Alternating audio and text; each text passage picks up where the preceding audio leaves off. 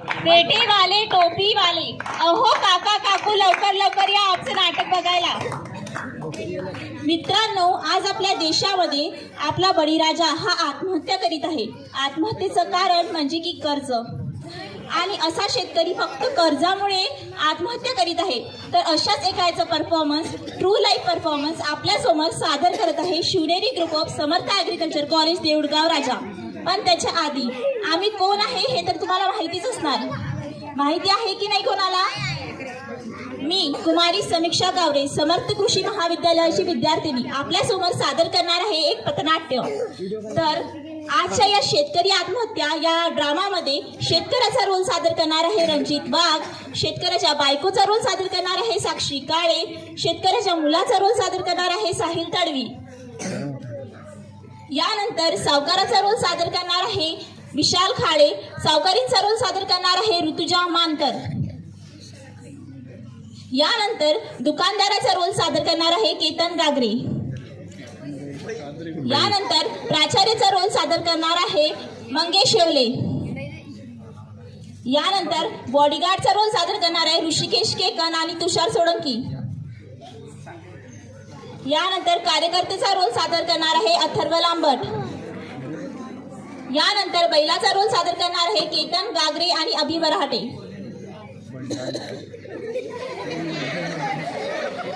शेतकरी आहे बळीराजा, शेतकरी आहे बळीराजा, तोच आहे देशाचा भाग्यविधाता. करुणी सर्व संकटवारी मात, शेतकरी राबतो दिवस रात. गाऊ आपण एकच गाणी, पुसून टाकू शेतकऱ्याच्या डोळ्यातील पाणी. चला तर मंडळी, सुरू करू आपण आजच्या शेतकरी आत्महत्या या पथनाट्याला.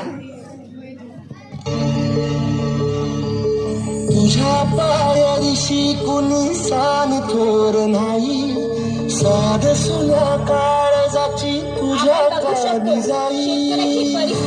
त्याची व्यथा, त्याची कारभारी व त्याच्या मुलाची परिस्थिती आपण पाहू शकतो. हे तरी देवा सरण हो भोग कशा पायी, हरवाली वाट दिशा अंधारल्या धाई. वाळूनी उधळतो जीव माय बापा, मनावायोरी पेटला खेळ मांडला.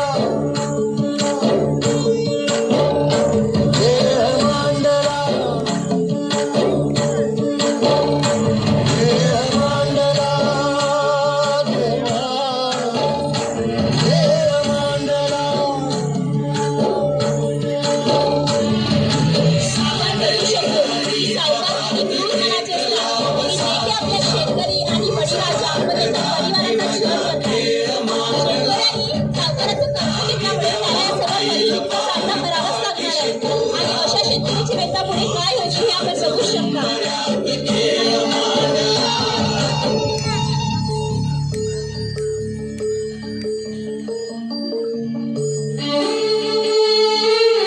ती मुली जनावरं जी त्याच्या भावना कोणाला सांगू शकत नाही, अशाची भावना फक्त शेतकरी राजाच समजू शकतो. दुसरं कोणी समजू शकत नाही. अर्थशास्त्र म्हणतो की व्यापारी लोकांमुळे देश चालतो, पण लॉकडाऊन मुळे कळलं की जेव्हा शेतामध्ये नांगर चालते तेव्हाच देश चालतो.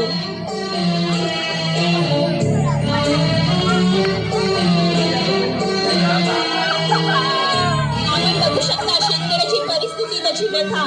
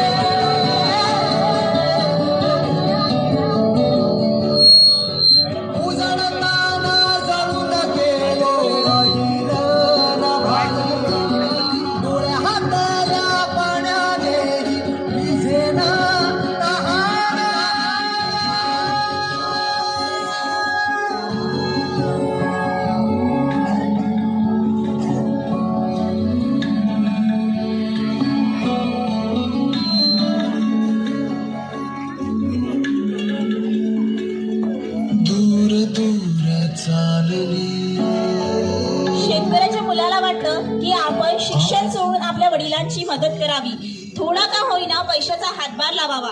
पण दुसरीकडे मात्र आई वडिलांचं एक वेगळं स्वप्न असते, एक वेगळ्याच आकांक्षा असतात. त्यांना असं वाटतं की आपल्या मुलांनी शिकावं, मोठं व्हावं आणि अधिकारी व्हावं.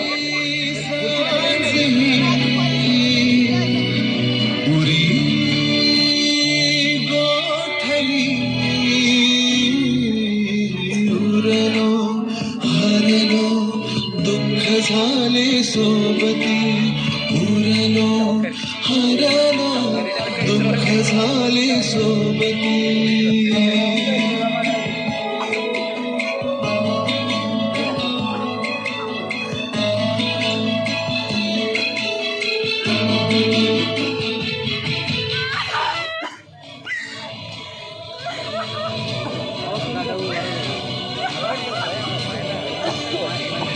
शेतकरी म्हणजे माळरानातून धान्य पिकवून जमिनीतून सोनं पिकवणारा जादूगार.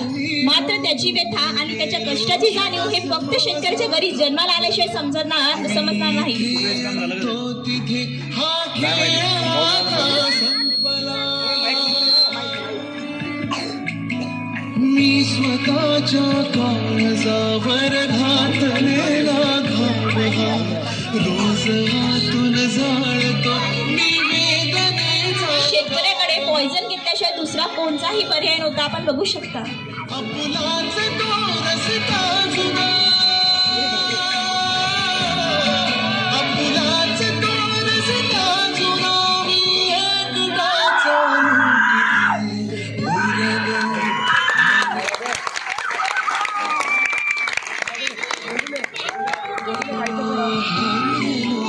दुःख झाले सोबती.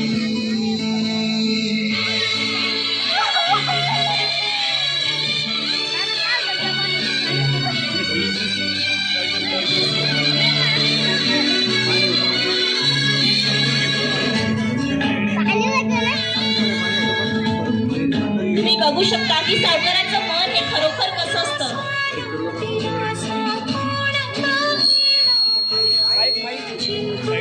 आणि दुसरीकडे तुम्ही शेतकऱ्याच्या बायकोची हालत सुद्धा बघू शकता.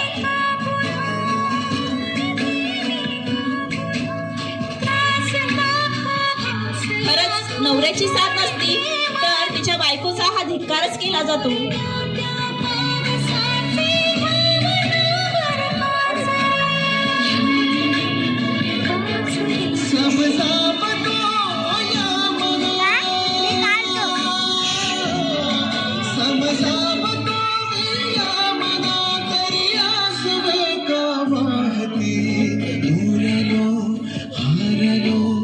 दुःख झाले सोबती उरलो हरलो दुःख.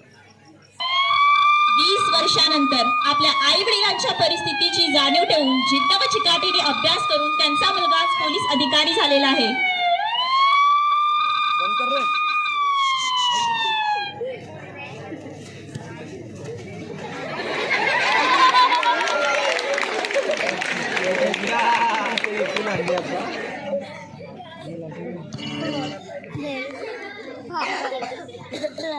संकेत कुठे लावलं बे?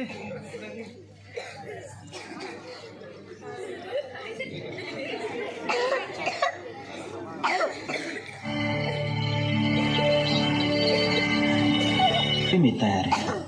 तुम्हीच आम्हाला सांगा आम्ही जगायचं का नाही ते. सरकार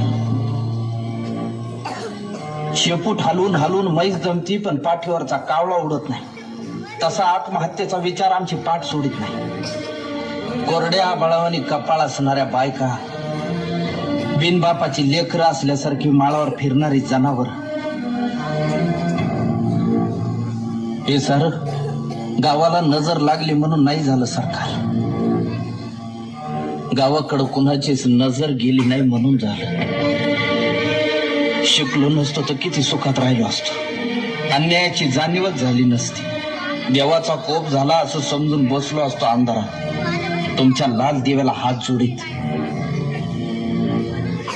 गोचिडासारखे चिटकून बसले 7-12ला सावकार आणि बुजगावण्यासारखं उभं आहे सरकार. आभाळ वाटते सावध राहिलं. दुष्काळाचं कोरूप ठणकत चाललंय आणि शेतकऱ्यांसाठी कोंडवाडे बांधायचं ठरवून सरकार शांत झोपी गेलं. देश महासत्ता होण्याची स्वप्न बघायचं. खिचडीसाठी शाळेत जाणाऱ्या पोरानं चोरून आणलेली 2 घास खाताना त्याच्या बापाला अभिमान वाटावा पोराचा का स्वतःच्या जगण्याची लाज?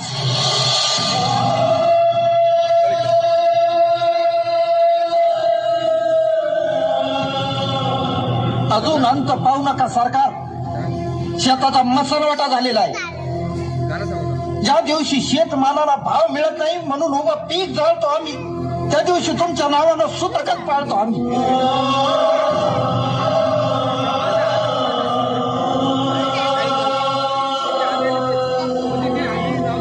आता तरी विचार करा, नाहीतर 1 किलो गव्हासाठी तुम्ही 1 दिवस देश गहाण ठेवलेला असत.